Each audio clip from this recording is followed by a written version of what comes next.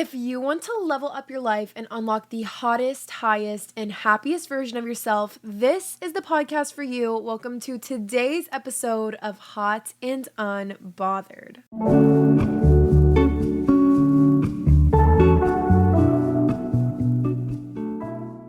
Hello, beautiful people, and welcome back to my podcast. If you are new here, my name is Brianna Gomez, and I am your host of Hot and Unbothered, the ultimate podcast for unlocking your dream ideal self, achieving our dream lives, achieving our goals, and making sure we are looking our best while we do it. I don't know if you guys usually like a longer intro and like a quick little catch up, or if you like when I get straight to the point, but today I wanted to preface by saying I know I talk a lot on my channel about how to glow up. I want to make it clear that the glow up does not happen. It's not achievable without the mental. You need your mindset and your confidence and your self-love, self-concept to be strong enough before diving into that. So before we get into today's episode, I just want to make sure I make that clear to all of you listeners because, again, we're going to be talking a lot about appearance-based things today.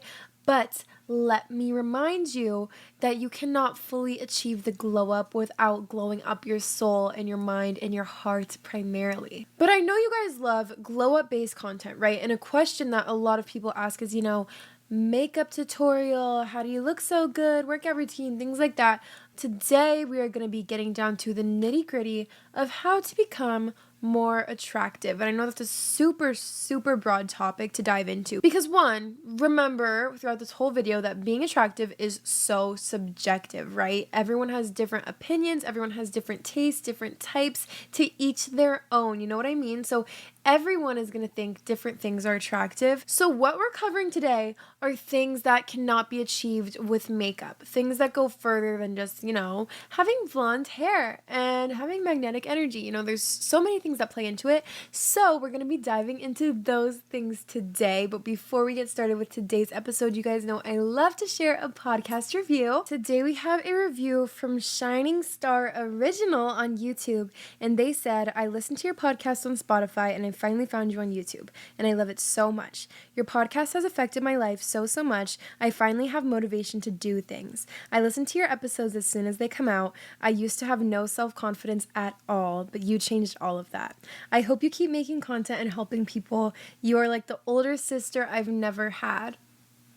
I just silently screamed, you guys. Still so crazy for me to actually believe that people listen to my podcast and implement my advice. I see the numbers on YouTube and on Spotify and I see that people are listening to it, but it's so weird for me to actually fathom that being a real human behind the screen. So every time you guys leave a review or send me a message or leave a comment, I read every single one and they mean the absolute world to me. So thank you guys because I would not be here without you. Anyway, let's get into the nitty gritty, you guys, how to become more attractive, but I'm not going to be talking about your makeup routine or anything like that or, posing a certain way. There's so much more to that. It goes so much deeper. Again, I do want to emphasize that being attractive has so much to do with your energy and your mindset. That's why I chose Hot and Unbothered as my title of my podcast. I wasn't talking about just being physically hot. Being hot is totally a mindset, you guys. And it has everything to do with your self-concept and how you perceive yourself, feel about yourself, because other people pick up on that energy and that's how they will begin to perceive you as well. But I've been over all that. I've covered it all. So if you listened to my podcast before, you already know that to be hot, it takes the confidence, it takes self-worth, self-love, all of those things for that magnetic, attractive energy. So for today, we're going to switch gears a little and I'm going to talk about literal, basically scientifically proven ways to become attractive because, to be overall attractive energetically and mindfully, those usually take time, those ways. But today, these are things that you could literally implement now. Literally right now to be perceived as more attractive. And to prove my point and go along with the theme of today's video, I intentionally wore less makeup. So if I look different than I do in regular videos, if you're watching on YouTube, that's why, because I'm trying to prove a point here. And again, let me just preface, you are beautiful no matter what. If you feel beautiful, that's the most important thing, okay? Okay, so we all know that confidence plays a huge role in attractiveness. I want you to all think of that person who you know that walks in the room and it's like they just command the room. They don't care about what anyone thinks. They're not sitting there like worried about what anyone's going to perceive them as. They just own it. They just are them. And it might make you think, how do they appear so confident without even saying a word to me personally? Like, I could just tell. A huge way to tell is body language, okay? Body language is number one. So here's what you're not going to do is walk into a room, arms crossed, chin down, slouching. Posture, guys, posture. I know one time in one of my other videos I said ew as like to posture as a joke. I didn't really mean it, but I'm serious. A chiropractor, a TikTok famous chiropractor told me, like in real life, to imagine you have a unicorn horn on the top of your head and it's constantly trying to hit the ceiling. And that's your posture. And I'm like, and honestly, I start thinking about that a lot more now. So sitting up straight, you don't want to be in a classroom like hunched over, like leg up. I mean, you can obviously, whatever's comfortable, but what I'm saying is you have to think of the way that it looks. And I feel like posture is just a huge, huge indicator of a person's confidence when they enter a room. I also saw someone when they walk into a room, don't look around the room. When you walk in, like, don't look like you're looking for something. Walk straight to one thing and don't look at other people's faces. You're not scanning the room for anyone but you. And it's the littlest, randomest things down to like the way you walk. Are you walking super fast, like you're shy and you really have somewhere to go? Or are you walking super slow and lazy and sluggish? Find a good happy medium. And I feel like that's a really random tip to start with. And everyone can definitely implement some better posture. Again, with your body language, I know some people can help it, but if you are constantly shaking or picking at your nails, biting your nails, and I know those are actual bad habits that people have or they're uncontrollable, but if you're just doing it because you're anxious or bored or something like that, try and pay more attention to it and instead, look like you have your composure kept. If you're only going to listen to one thing in my guide to becoming attractive, listen to this, you guys. Hygiene. Oh my goodness. And I don't mean like you have to be doing the everything shower and shaving your legs perfectly every single day of the week. But what I mean is like, don't stink. Don't stink. I know some people can't help it. Is that insensitive of me to say? Don't stink. And when I've been in the worst of my depressive episodes, I know it can be tricky sometimes to get yourself to shower and take care of yourself. I know it's hard, but you will be so, so grateful that you did it. Like do a quick body shower, put your hair in a slick back bun. No one will know the difference. But the reason why hygiene is so important is because one, our like body odor it's a major turnoff. If you have BO, usually most people, me personally, will be turned off by that. So what you don't want to do is be stinking and be nose blind to it, okay? So wear your deodorant. Wear your deodorant if you're allowed to. Shower. Drink lots and lots of water. Flush the toxins out of your system. Brush your teeth. You don't want to be having stuff in your teeth. I like to carry floss around with me everywhere I go because you never know when you're going to get something stuck in your tooth. If you guys ever have something stuck in your tooth and you don't have floss, a little strand of hair will always do the trick, but you don't want to be walking around with stuff in your teeth, guys. For me, the compliments that I always remember are when someone says I smell good, especially when it comes from a guy. I feel like I'm instantly validated. I'm like, okay. And there have been times like before I was dating my boyfriend, obviously, but like I'd walk in somewhere and everyone, like my guy friends would be like, who smells good? And I'd be like, it's me. So I highly recommend getting a signature scent or lotion or something like that because when people smell that scent and they just associate that good smell with you, that is attractive. That is so attractive. Thank you so much to Scentbird for sponsoring today's video. You guys, if you are looking for affordable little travel-sized perfumes to take with you everywhere you go, I have got you covered. When I tell you guys they have so many different fragrances to choose from, I'm sometimes super picky when it comes to perfumes because I don't like anything too florally or sweet, but I like it to be flirty and still maybe a little fruity. But I'll show you guys the inside. I got a couple I wanted to show you. I got Ari by Ariana Grande that I had never tried before, but I am so glad I did. You just pop it in the little case and it's ready to go. But this scent, you guys, it has notes of crispy pear, pink grapefruit, juicy raspberry, rosebuds, and vanilla orchid. It is such a like feminine, sexy, flirty scent, and I'm obsessed with it. And you guys know I love anything from Victoria's Secret, so I got the Victoria's Secret Bombshell perfume. The notes are purple passion fruit, peony, and vanilla orchid, and it smells so good and cute and flirty and fun. But what I love about the Scentbird fragrances is they totally minimize the risk that you take when you're committing to buying, a whole full bottle of a fragrance that's like hundreds of dollars. Instead, these are way more affordable and they're the perfect size, so you get a good amount for 30 days worth of fragrance without having to commit to, again, the giant scary bottle. The first month is just $8. So if you're interested in trying, you can use my discount code Brianna to get you 55% off and free shipping. I have a QR code right here as well as a link below for you guys if you are interested, but I got you. We will not be stinking, okay? Kind of going along with hygiene and smelling good, I also feel like just having a really good maintenance routine plays such a difference. So whatever is important to you should go into your maintenance routine. So I don't want you to be doing things for other people, you know, only getting your legs waxed because someone else does it, or only getting your nails done because this boy thinks that you should get your nails done. Do the things that make you feel pretty and confident, because if you're, you know, getting your hair done in a way that doesn't make you feel cute, it'll show. You know, it'll show that you don't feel confident. It'll show you feel out of body. So do the things that you enjoy, which for some people that can be getting your hair done, getting your eyebrows done, getting your nails done. I love getting just a classic French mani. I used to get the craziest nail designs, right? And they would be very hit or miss. Sometimes they hit, oftentimes they miss, because I was literally getting like teddy bears on my nails, which is cute.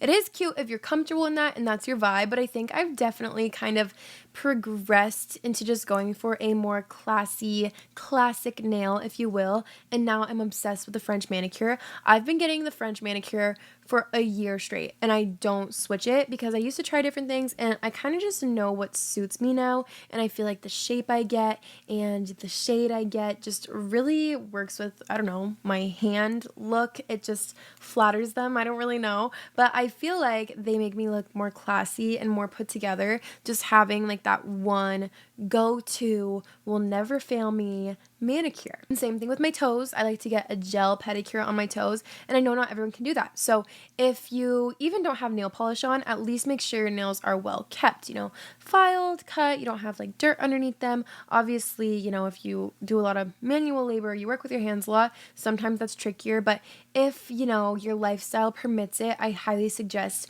a manicure of some sort to just keep yourself looking well kept. If you can't afford nails, because I know they are so expensive, again, you can learn to do them at home. Just give yourself a nice little nail soak for a few minutes, a little scrub on your feet, or press-on nails are super affordable. There's so many different ways that I never really thought of to make yourself feel pampered without spending hundreds of bucks. Because you do deserve to feel pampered and well kept, so whatever makes you feel like you are following your maintenance routine, do that for yourself. This kind of goes with hygiene also, but for your lip care, you guys, you should do a lip scrub or something of some sort, and always make sure your lips are hydrated. I feel like that's such a easy way to tell like if someone looks like they take care of themselves or not is if they have hydrated lips. Like if I were to see a guy and he had like super chapped lips, obviously don't feel insecure if you have chapped lips and there's nothing you can do about it. But if you're just not, you know, putting on your Aquaphor or your Laneige lip mask, like get on that. Get on that, because I feel like having juicy, plump lips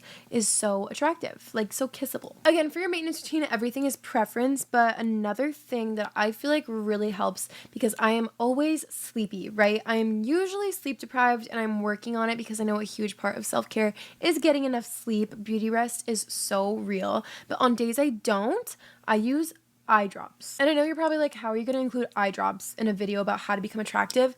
I don't know what it is about these whitening eye drops, and this is not sponsored, but I use the Lumify whitening eye drops almost every single day, and you shouldn't use eye drops every single day, but especially on days that I'm tired, I feel like they just wake me up and my eyes just look like white and awake, and I feel like a Disney character again. Because I just hate when my eyes are super bloodshot and I look super tired, and I feel like they just wake me up. Another way to kind of wake yourself up is to give yourself a face massage. I showed this in one of my maintenance routine videos kind of briefly, but when I was rubbing in my skincare products, I made sure to kind of do a mini lymphatic drainage massage and just kind of lifting my face to bring some more life to it. Like I feel like sometimes you literally have to wake up your face, but it requires no makeup. Like you just use your regular skincare routine and suddenly you're more awake. And when it does come to makeup, I feel like less is definitely more. One of the main reasons being is because most of the time you don't want to fully shapeshift on a regular day basis. Meaning if someone sees you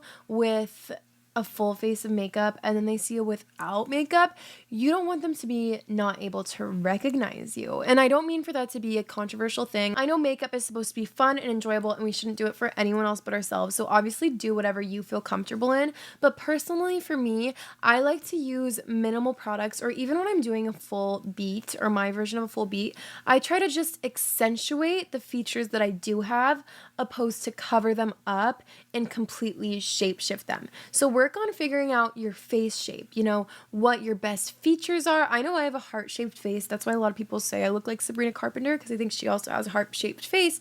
And then you can look at makeup tutorials for heart-shaped face.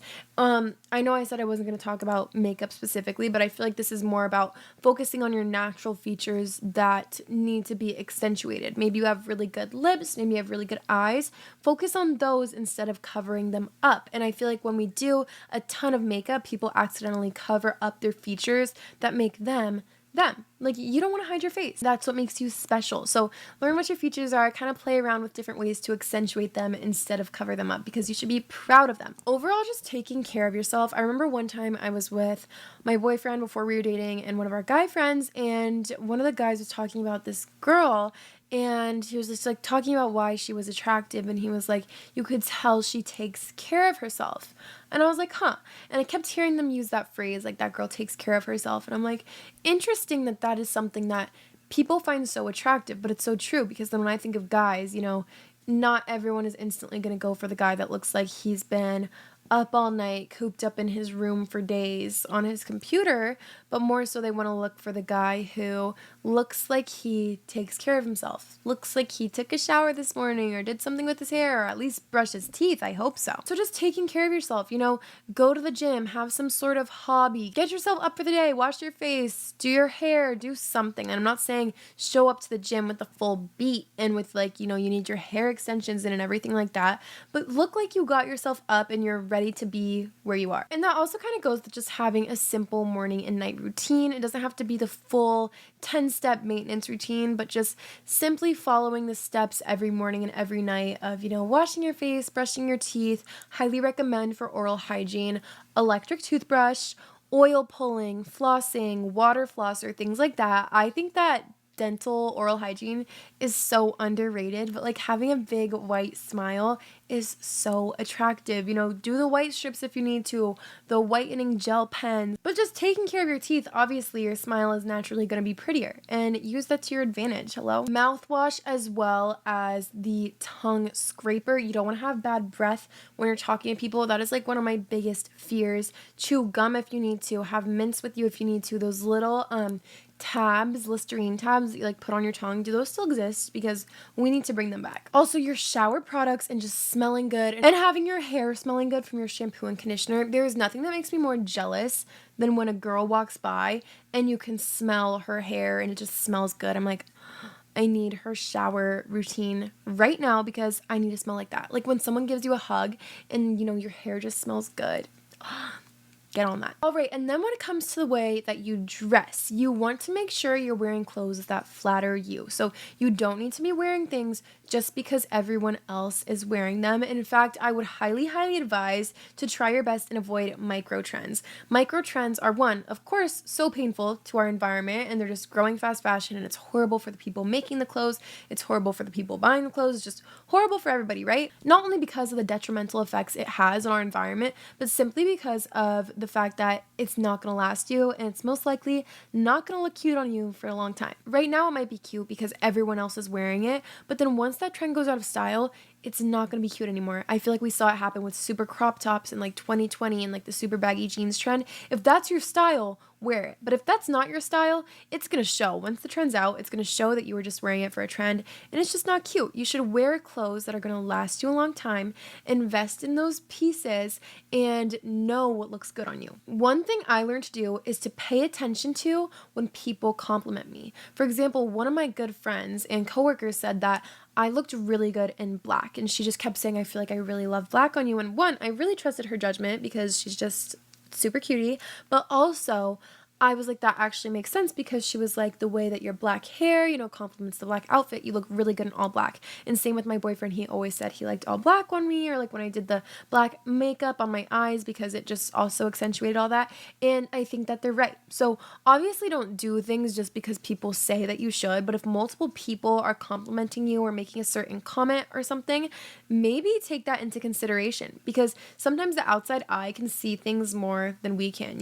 If pink didn't look good on me, but my favorite color is pink, I'm going to keep trying to aim for going to pink for my outfit decisions and all that. And I would have never even thought of black as like a color that looks good on me. But once they pointed out, I'm like, wait, I actually really like the way black looks on me. I feel really confident in it, really cute, and I should wear it more often. Speaking of, you guys, I do have my own sustainable clothing collection out now, and I released 2 more colors. I have black, white, and baby pink of the adorable matching set. It has built-in shorts. You could tie the bow in the back. You could tie it as a scarf. It's so cute, and it's only available for a limited time. I designed it myself, which is so exciting. So if you guys want to support, it's a sustainable handmade family company that is helping me create the clothing and bring the designs to life. I'm so happy about it. Again, everything's made to order, so you don't have to worry about excess or fast fashion or anything like that. They also come with these really cute stickers. So if you guys are looking for some sustainable fashion brands to support, you should definitely check out mine. And like, again, that set is something that I get so many compliments on anytime I wear it. So I'm like, okay, this must look good on me.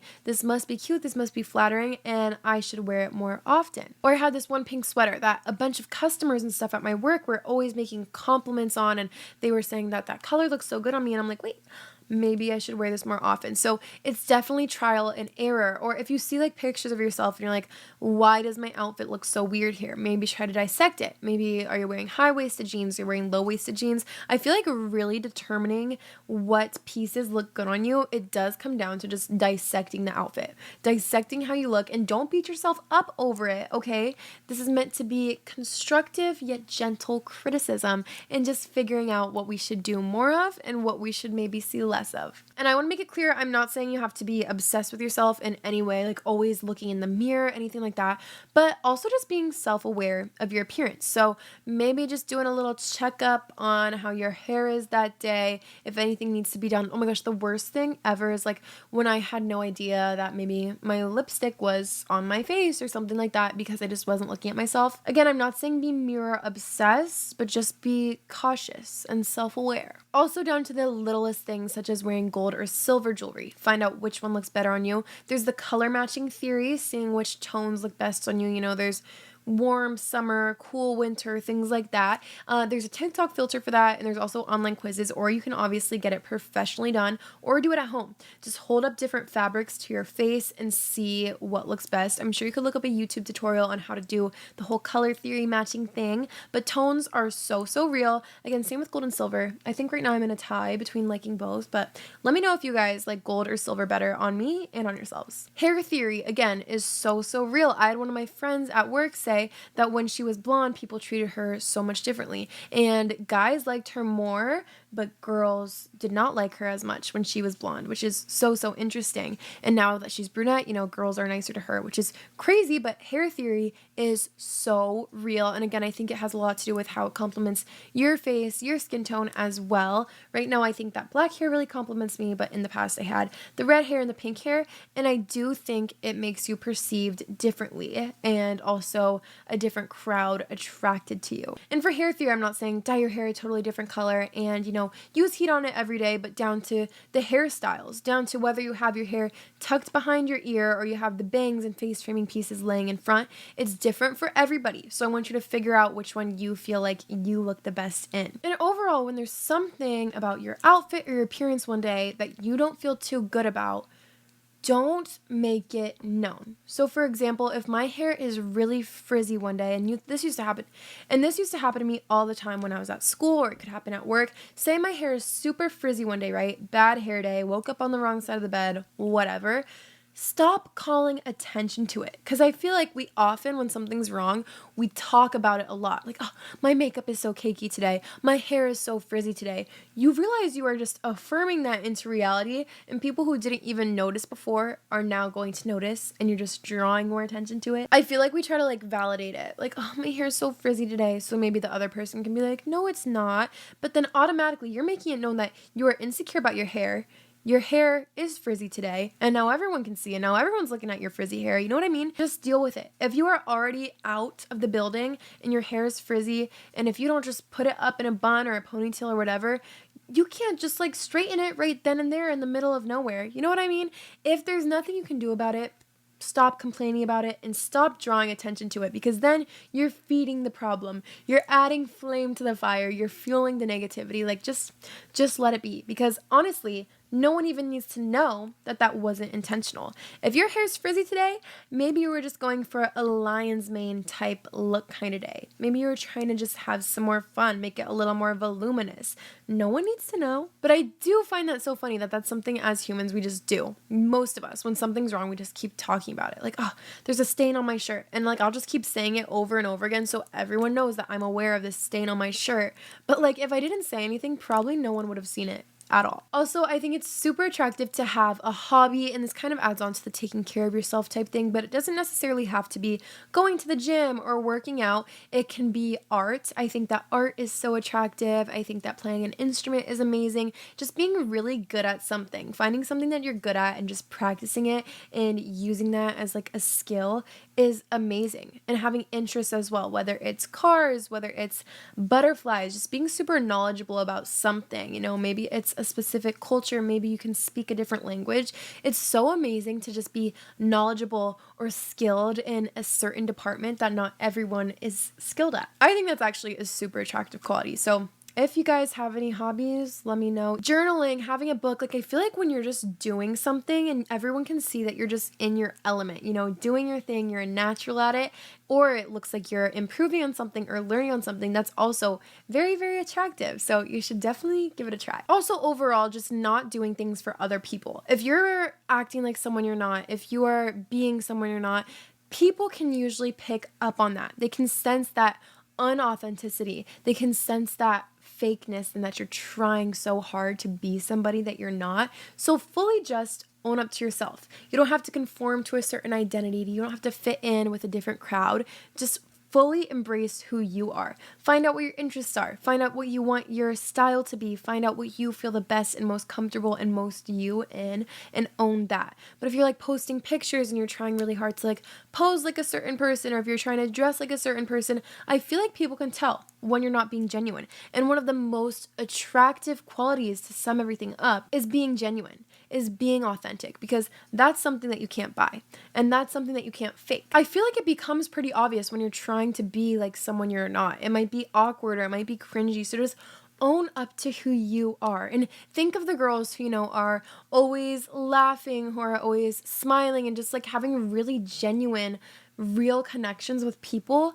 That's the kind of person you want to be. You don't want to add more fakeness to the world. Like, people can pick up on that. Your energy is single-handedly the most attractive, most important thing about you, and it will take you so far in life and be so magnetic and powerful. And I know a lot of these tips I shared were about the physical things you can start today, but the number one thing you can do is truly show love to yourself, build a relationship with yourself, and the rest will follow, you guys. I love you so much. I hope you enjoyed today's episode. If you did, don't forget to leave a review for your chance to be featured in next week's episode. Don't forget to follow me at Brianna Gomez with 2 B's on all my socials, Instagram, TikTok, and Snapchat. Also follow at Hot Unbothered on Instagram and TikTok. I love you guys so much. I hope you have a wonderful week, day, month, whatever, and I will see you next Bri-day. Bye. Mwah.